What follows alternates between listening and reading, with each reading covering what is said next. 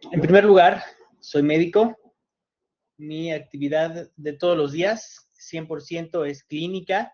Yo veo a pacientes absolutamente todos los días. Nunca pierdo el toque de hablar con las personas y darles consulta. También tengo práctica quirúrgica, entro en cirugías como ayudante para diferentes cirujanos, y tenemos una práctica clínica y quirúrgica diaria. Es una actividad muy completa y esto me permite estar en contacto con las personas. Tengo mi práctica privada exclusivamente en un hospital del Grupo Ángeles. Sin embargo, durante toda mi carrera me preparé exclusivamente en medicina pública. Solamente estuve en Secretaría de Salud y hospitales del IMSS y algunos institutos nacionales al sur de la Ciudad de México, mientras que durante mi internado, que es el penúltimo año en el programa académico de la carrera de medicina en México, lo pasé en el Hospital Primero de Octubre, que es un hospital regional del ISSSTE de tercer nivel en la Ciudad de México, que cuenta con todas las especialidades, y eso me permitió estar en contacto con todas las personas, desde la consulta externa, que son padecimientos menores, o en control de seguimiento, tanto como en el área de urgencias, desde urgencias básicas hasta urgencias avanzadas, y tuve la fortuna de que en mi hospital se contaba con todos los recursos de auxiliares de diagnóstico y todos los recursos para prácticamente todos los tratamientos quirúrgicos de todas las especialidades, intervenciones por imagen, lo cual me permitió tener un panorama completo de todas las especialidades que existen en nuestro país. Así que fue una práctica muy completa. Después de eso, hice mi servicio social, que corresponde al último año en el programa académico de la carrera de medicina en México. Mi servicio social lo hice en investigación en salud pública, y durante ese tiempo, más adelante en las próximas diapositivas, les presentaré algo de lo que hicimos. Después de terminar la carrera en la Universidad de Anáhuac, hice una maestría en Administración de Negocios y Dirección de Instituciones de la Salud. Ahí pueden ver una foto de mi graduación. Esto me permite, al día de hoy, hacer diferentes servicios de consultoría de negocios, principalmente para la industria farmacéutica, hospitales, pero también para el sector público en cuanto a políticas públicas, y también para organizaciones privadas. No necesariamente que sean de atención a la salud, sino también hago diferentes consultorías para empresas desde el ámbito de negocios y planeación financiera. Con esto también quiero darles la perspectiva que, aunque ustedes hayan estudiado alguna carrera relacionada en el campo de la salud, también esta maestría les va a dar conocimiento, experiencia y competencias técnicas para evaluar o asesorar a empresas de cualquier sector, no importando si son nacionales o extranjeras. Después de mi maestría, hice una especialidad en gestión de la salud y el bienestar corporativo. Esto me permitió diferentes oportunidades que van de la mano con mi maestría, pero que están mucho más aterrizadas a lo que es bienestar corporativo, un poco de salud ocupacional y también ciertos aspectos de medicina laboral. Aquí pueden ver en su pantalla que tengo una foto porque tuvimos la oportunidad de coordinar la estrategia de salud y seguridad para una pasarela de la marca Dior, que sucedió en la Ciudad de México, en el centro de la Ciudad de México fue un evento muy grande, con modelos y asistentes de literalmente todas partes del mundo, por lo cual fue un evento de grande impacto y había que diseñar una estrategia de salud acorde a las expectativas y al perfil de la marca. ¿De acuerdo? Ahora, ahondando un poco más sobre mis actividades en cuanto a salud pública, tuvimos la oportunidad y el privilegio de trabajar con la Secretaría de Relaciones Exteriores a modo de una consultoría externa independiente por parte de lo que era el Observatorio de Salud Pública de la Universidad de Anáhuac, en donde fuimos a dar una asesoría durante varios meses en cuanto al tema de el costo de la salud en nuestro país, secundario a la violencia por armas de fuego. En pantalla pueden ver una de las muchísimas infografías que desarrollamos en conjunto con el Gobierno de México a través de la Secretaría de Relaciones Exteriores. Aquí enmarcamos el aumento en violencia cometida con armas de fuego en un periodo del 2000 al 2019, en donde se observa pues las entidades con mayor tasa de índice criminal por este motivo y los decomisos y algunas estadísticas en cuanto a el costo de la salud. Estas actividades tuvieron una repercusión. No sé si recuerdan que alrededor de, en el periodo de 2021 a 2022, el gobierno de México, en conjunto con su aliado, el gobierno de los Estados Unidos, presentó una demanda contra los armadores de, valga la redundancia, contra los armadores o las fabricantes de armas de fuego en los Estados Unidos, particularmente aquellas que desarrollan sus productos en la frontera para enfatizar el pobre control y la mala regulación que tienen en cuanto a la venta directa al público y ciertos huecos legales que permiten a estas empresas o a diferentes personas criminales que se dedican a transportar este tipo de elementos por la frontera, de modo que el gobierno de México junto con el gobierno de Estados Unidos pudieran tomar estrategias de salud y seguridad en función de la salud pública de nuestros países, en particular en la frontera que compartimos con ese país. También en su pantalla pueden ver que me encuentro con el doctor Arturo Cervantes Trejo. Él es médico, posteriormente hizo una maestría y un doctorado en salud pública en la Universidad de Harvard, y también está el maestro Isaac Deneb Castañeda, que también es médico y cuenta con una maestría.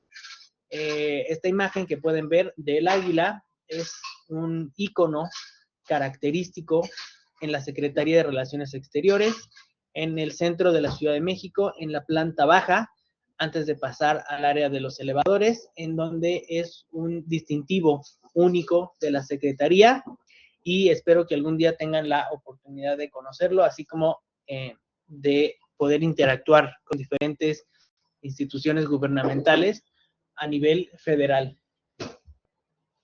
Ahora, como parte del Observatorio de Salud Pública, aquí pueden ver en pantalla que me encuentro con el doctor Arturo Cervantes y la doctora Maite Pacheco, que también es médico, egresada de la Universidad Anáhuac, y junto con la doctora Maite y el doctor Arturo, dimos una serie de conferencias sobre salud pública en la Universidad Anáhuac, en el campus norte de México, que se ubica en el Estado de México, y tuvimos una serie de webinars en donde la asistencia promedio a nuestras pláticas era de 200 participantes, ya que no solo se conectaban alumnos de la Anáhuac, sino que también había participantes internacionales. En este caso, como les repito, el tema era orientado hacia la violencia por armas de fuego y el costo económico que tiene en nuestro país. De igual modo, tuvimos una serie de conferencias sobre el sistema de salud en México. En esa ocasión nos contactó, no sé si ustedes han escuchado, de un club o un grupo que se llama el Club de Rotarios o Rotary Club, que está en diferentes partes del mundo, principalmente en los Estados Unidos, y también tienen representación aquí en nuestro país. Esta comunidad se acercó a la organización para pedirnos una plática dirigida a la comunidad que ellos tienen viviendo en San Miguel de Allende. No sé si ustedes sepan, pero en San Miguel de Allende, en México, hay una comunidad muy grande, importante, de extranjeros.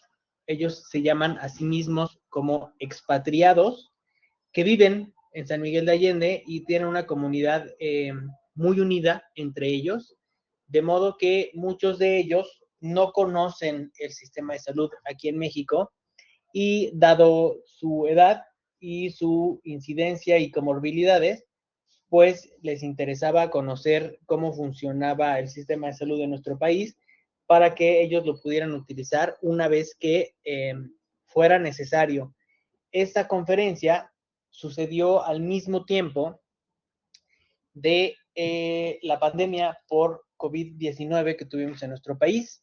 Entonces, no solo hablamos del sistema de salud y accesibilidad, sino también sobre esta enfermedad para darles a conocer mayor información.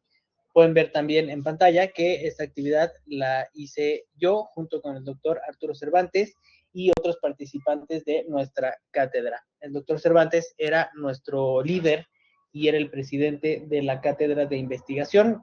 Actualmente el doctor Cervantes sigue siendo un líder en la salud pública, tiene diferentes actividades públicas y privadas a nivel gubernamental y a nivel de organizaciones privadas. El doctor Arturo Cervantes estuvo a cargo de un departamento de la Secretaría de Salud, en donde presentó iniciativas muy útiles, hizo diferentes recomendaciones, cambió por completo el uso de recursos en el gobierno de México a nivel de la Secretaría de Salud durante la administración del presidente Felipe Calderón Hinojosa, de modo que tuvo un impacto muy positivo en la salud de nuestro país, que seguimos disfrutando hasta el día de hoy. A pesar de que hayan cambiado las administraciones, muchos de los cambios que se hicieron y asignación de recursos federales han sido gracias a muchas de las iniciativas que tuvo el doctor Arturo Cervantes. Ahora, avanzando, también he dado pláticas a diferentes grupos, principalmente dirigida a médicos, pero también he dado diferentes pláticas a grupos empresariales que no se dedican a nada de la salud. Pero en este caso que les presento la imagen, fue una plática sobre inteligencia artificial en el Hospital Dalinde, ubicado en la Ciudad de México, dirigido a cirujanos tanto recién egresados como cirujanos ya retirados, porque siguen con el deseo de estar a la vanguardia y especialmente con la inteligencia artificial y la cirugía robótica. A los cirujanos les permite extender su vida quirúrgica, porque muchas de estas herramientas reducen ciertos temblores o movimientos involuntarios que pudieran tener. Ahora, por otro lado, durante esta cátedra del servicio social, también trabajamos muy fuerte durante más de un año con la Universidad de Harvard en Boston, en Estados Unidos, y la Universidad de Wisconsin. Aquí en particular les presento una de las muchas pláticas que dimos de la mano de la Universidad de Anáhuac en conjunto con la Universidad Nacional Autónoma de México. Fue una plática magistral en Boston, en donde hablamos sobre la implementación de un sistema de información clínica a gran escala en México. Aquí en particular le hablamos a las personas de la Escuela de Salud que dependen de la Universidad de Harvard, de la Universidad de Medicina de Harvard. Muy bien, de acuerdo. Entonces, una vez dada esta introducción para presentarme con ustedes, vamos a pasar a la presentación del tema del día de hoy. Denme un momento para presentar, para compartir mi pantalla.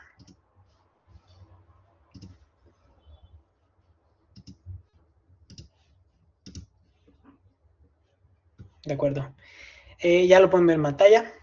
Estoy a sus órdenes. Nuevamente, sepan que cualquier situación que se dé o que necesiten, no duden en contactarme por cualquiera de los canales que nos da la universidad para hacerlo, ya sea a través de anuncios, a través de mensajes por el foro o a través del chat en las clases en las que estemos teniendo y compartiendo durante este mes, estas sesiones que vienen.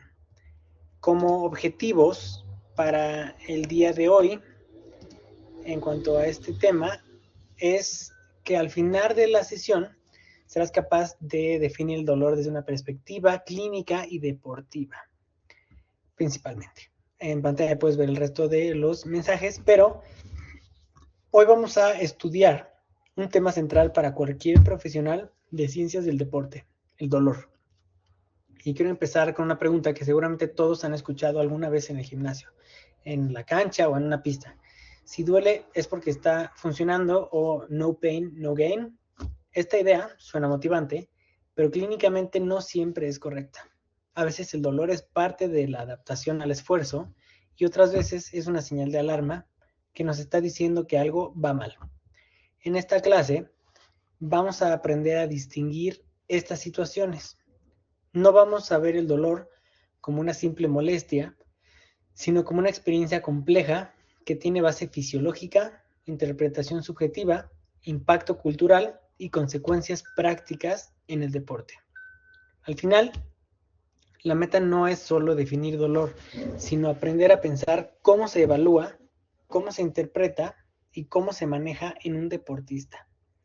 Esta será nuestra ruta de trabajo. Primero vamos a definir qué es el dolor. Después veremos cómo aparece específicamente en la práctica deportiva. Más adelante, revisaremos cómo la Organización Mundial de la Salud organiza el manejo farmacológico del dolor y luego hablaremos del equipo interdisciplinario que puede participar en su estudio y tratamiento. También vamos a detenernos en algo muy importante. El dolor no se expresa igual en todas las personas. La cultura, la historia personal y el contexto modifican la manera en que se percibe y se comunica. Por último, entraremos a la fisiología del dolor para distinguir dos grandes tipos, el nociceptivo y el neuropático. Cerraremos con un caso aplicado al deporte para integrar todo. Quiero que piensen en esta clase no como una lista de definiciones, sino como una caja de herramientas clínicas para interpretar lo que le pasa a un atleta cuando dice me duele.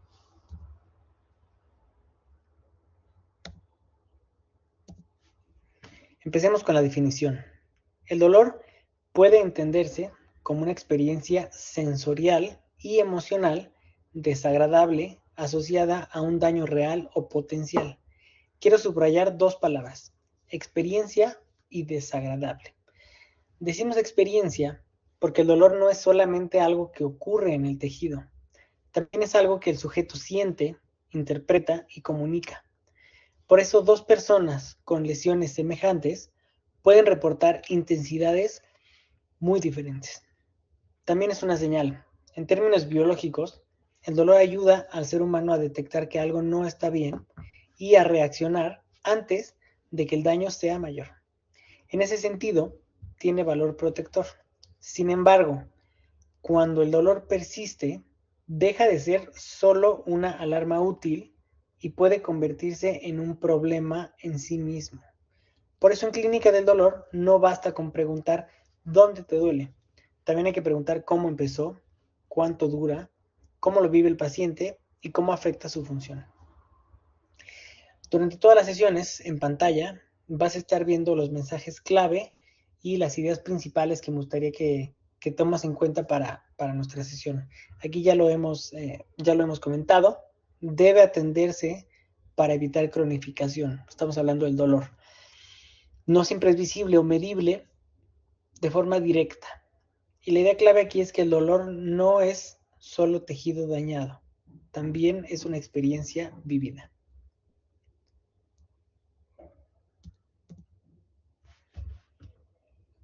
Muy bien, entonces, hablando sobre el dolor agudo y el dolor crónico, una distinción básica entre estos dos tipos de dolor es que el dolor agudo suele aparecer de manera reciente y generalmente tiene una función protectora. Pensemos en un esguince durante un partido. El dolor obliga a detenerse, protege la articulación y avisa que hay que valorar una lesión. En cambio, el dolor crónico persiste más allá del tiempo esperado de curación. Ya no actúa solamente como una alarma.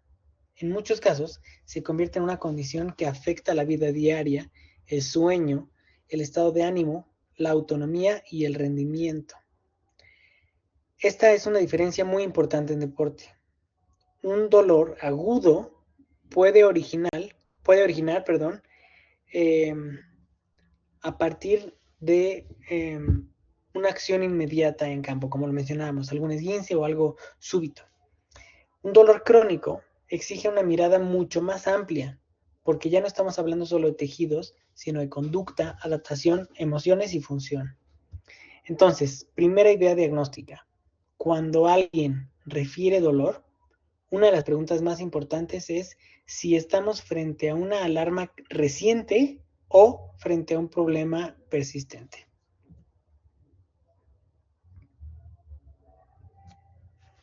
Ahora, aterricemos el concepto al deporte. El dolor en el deportista no es raro. De hecho, es frecuente. Puede aparecer por sobrecarga, por accidentes, por lesiones agudas y también como secuela de años de entrenamiento o de lesiones repetidas. Pero aquí hay una trampa cultural. Muchas veces se normaliza. Se interpreta como una prueba de disciplina, resistencia o incluso de carácter. Y esto puede retrasar el diagnóstico de lesiones importantes. Nuestros apuntes también nos recuerdan algo fundamental. Para que exista dolor físico, debe haber una estimulación inicial, una conducción nerviosa y una percepción en el sistema nervioso. ¿Okay? Central, por supuesto, también periférico, pero principalmente en el central. Esto nos ayuda a entender que el dolor no es imaginación ni exageración. Tiene una base fisiológica, aunque su vivencia sea subjetiva. Así que desde el deporte, la pregunta correcta no es ¿aguantas o no aguantas? La pregunta correcta es ¿qué tipo de dolor es? ¿Qué lo está originando? ¿Y qué decisión debemos tomar frente a él?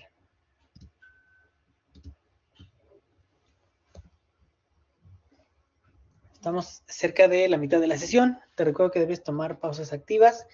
Hidrátate, muy importante porque estamos en sesiones largas, así que es importante la hidratación. Ahora, el dolor en la actividad deportiva puede agruparse en tres grandes categorías.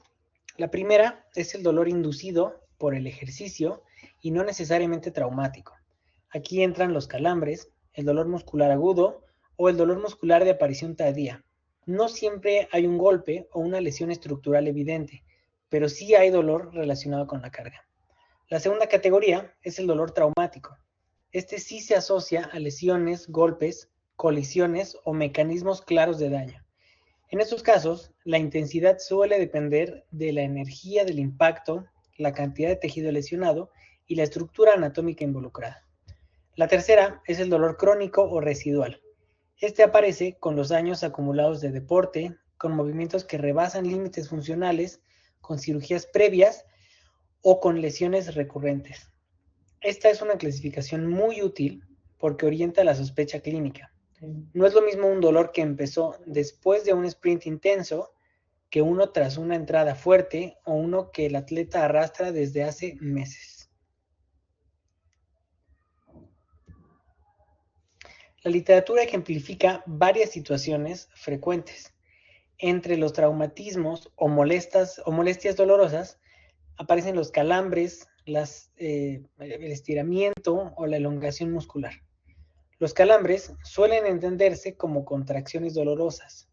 Generalmente hay tipos de actividades que se relacionan con microdaño o microlesiones y son muy comunes cuando cambia la intensidad o el tipo de entrenamiento. La elongación muscular ya implica un exceso de tensión que rebasa la tolerancia normal del tejido. Entre las lesiones dolorosas se mencionan el esguince, las lesiones de tobillo y la epicondilitis. Por ejemplo, en un esguince, el dolor puede ser intenso al inicio, disminuir y luego reaparecer con más fuerza, incluso generando impotencia funcional. Quiero que se queden con esta idea. El dolor puede darnos pistas, pero no nos da por sí solo el diagnóstico definitivo. En el deporte, escuchar el dolor es importante. Interpretarlo bien es todavía más importante.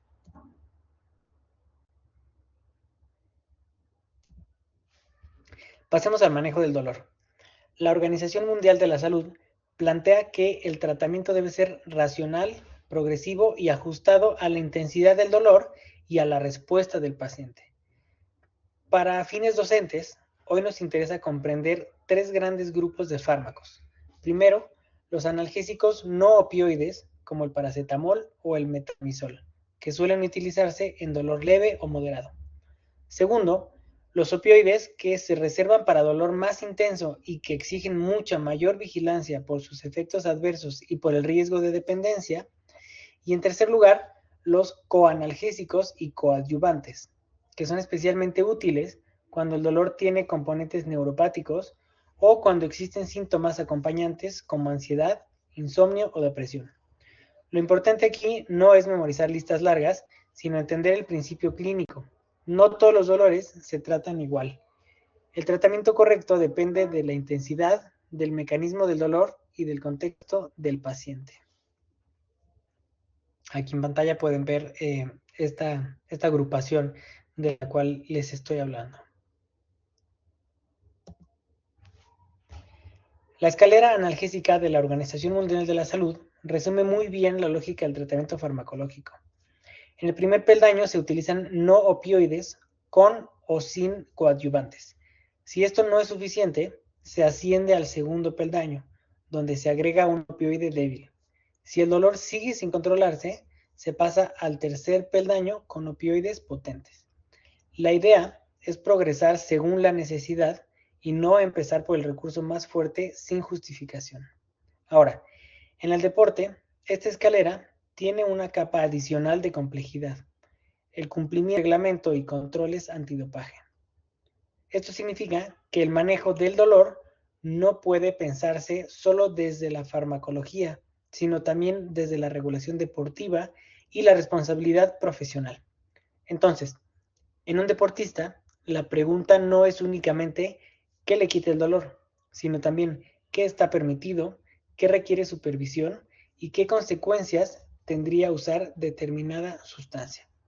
En pantalla puedes ver la escalera a la cual te hablo, siempre observando que los coadyuvantes se pueden o no utilizar y, súper importante, en deporte, revisión médica obligatoria. En particular en deporte de alto rendimiento, el tema de reglamento y control antidopaje es de fundamental importancia.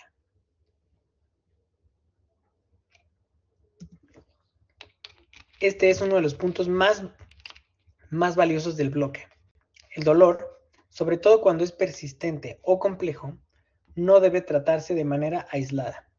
Un equipo multidisciplinario es aquel en el que varios profesionales intervienen, pero cada uno desde su propia área. En cambio, un equipo interdisciplinario da un paso más, comparte información, dialoga y construye decisiones delicadas. En clínica del dolor pueden participar anestesiólogos o algólogos, traumatólogos, neurólogos, fisiatras o fisioterapeutas, psicólogos, psiquiatras y personal de enfermería. En deporte esto es fundamental.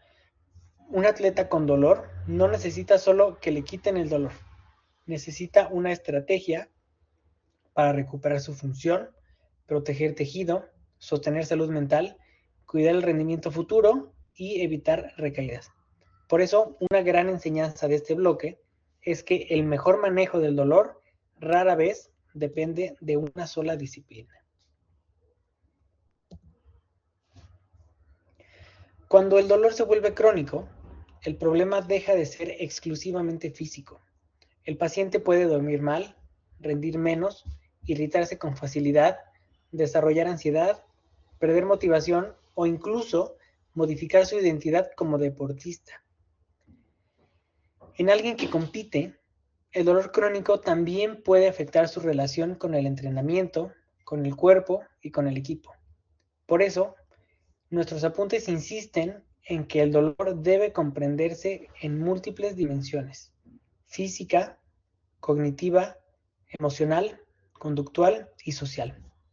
Este es un cambio de paradigma muy importante. No estamos frente a una simple molestia, estamos frente a una experiencia que reorganiza la vida del paciente. Y aquí hay un mensaje muy útil para ciencias del deporte. Cuando el dolor persiste, ya no basta con preguntar cuánto duele.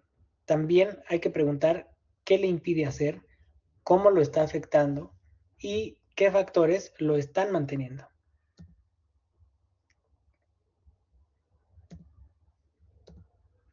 Este es uno de los temas más interesantes del bloque, la dimensión cultural del dolor. Aunque el dolor es una experiencia universal, no todas las personas lo interpretan ni lo expresan de la misma manera. Hay contextos donde expresar dolor se asocia con debilidad. En otros, comunicarlo es una forma legítima de pedir ayuda. Eso significa que la valoración clínica no puede reducirse a si no se queja, no le duele, o si se queja mucho, está exagerando. El dolor tiene componentes físicos y anatómicos, por supuesto, pero también culturales, sociales, emocionales y psíquicos. El entorno enseña cómo nombrarlo, cuánto mostrarlo y qué significado darle. Para ustedes, como futuros profesionales del deporte, esto implica escuchar con atención. A veces el diagnóstico no falla por falta de conocimientos biomédicos, sino por no entender cómo ese paciente en particular está construyendo y expresando su experiencia dolorosa. Entonces, aquí la consecuencia clínica es que la misma lesión puede narrarse de maneras distintas.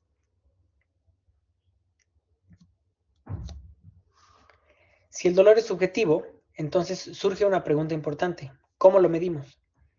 La respuesta es que no lo medimos de forma perfecta, pero sí podemos valorarlo con herramientas estandarizadas. Entre las escalas más conocidas están la escala visual análoga, la escala numérica y las escalas categóricas o visuales. Su función es convertir una vivencia subjetiva en un dato clínico útil para seguimiento. No elimina la subjetividad, pero la ordena. Además, existen cuestionarios más amplios como McGill, DN4, Brief Pain Inventory o Pain Detect, que ayudan a explorar características, impacto funcional o sospecha de dolor neuropático.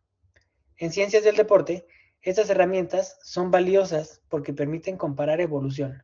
¿Mejoró, empeoró o sigue igual?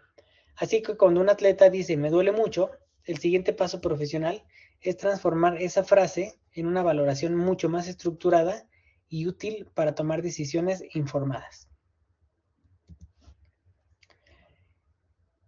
El dolor nociceptivo aparece cuando se activan los nociceptores por daño en estructuras somáticas o viscerales. Si el origen está en músculos, huesos o tejido conectivo, hablamos de dolor somático. Generalmente es más localizado y más fácil de describir.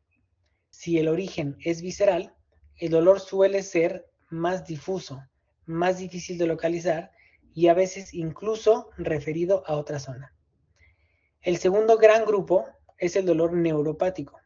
Aquí el problema no está solo en el tejido periférico lesionado, sino en el sistema nervioso mismo, central o periférico. Por eso suele describirse como quemante, lancinante, eléctrico o extraño. Esta clasificación importa muchísimo porque orienta tratamiento. No todos los dolores responden igual a los mismos medicamentos o a las mismas intervenciones físicas. En resumen, identificar el mecanismo del dolor no es un lujo académico, sino es una necesidad clínica.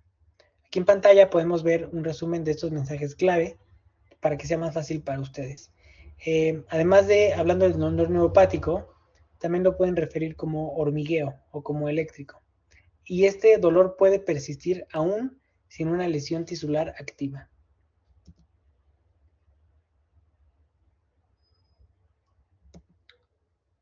Aquí quiero que imaginen uno de sus casos que se menciona en la literatura o alguna experiencia que ustedes hayan tenido. Y generalmente podemos hablar de algún accidente súbito, como lo que comentábamos al inicio de la clase. Aquí hay que preguntarse, ¿esto es un dolor agudo o es un dolor crónico? En el caso del inicio de la clase, lo correcto sería decir que es agudo. Estamos hablando de un esguince o alguna lesión de este tipo. Ahora, ¿a qué categoría pertenece? No sea traumático porque hay un mecanismo claro de torcedura y datos de lesión. Tercer pregunta, ¿quién debería intervenir? De entrada, el área médica y de valoración musculoesquelética. Después, podrían integrarse fisioterapia y si el caso se llega a complicar, otros perfiles. La cuarta pregunta es, ¿qué valorar antes de indicar analgésicos? Debemos valorar intensidad, tipo de dolor, sospecha diagnóstica, funcionalidad, necesidad de imagen, regulación deportiva y seguridad del paciente. Este es exactamente el tipo de razonamiento que espero que desarrollen.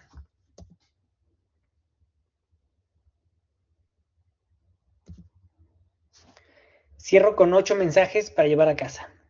Primero, el dolor no es solo tejido, también es experiencia. En deporte, no todo dolor es una señal de progreso. Tercero, distinguir entre dolor agudo y crónico cambia totalmente el enfoque. Cuarto, la Organización Mundial de la Salud ofrece una lógica escalonada para el manejo analgésico. Quinto, el mejor abordaje suele ser interdisciplinario. Sexto, la cultura influye en cómo se percibe y se expresa el dolor. Séptimo, diferenciar dolor nociceptivo y neuropático ayuda a tratar mejor. Y octavo, en el contexto deportivo, cualquier manejo del dolor debe respetar supervisión médica y regulación.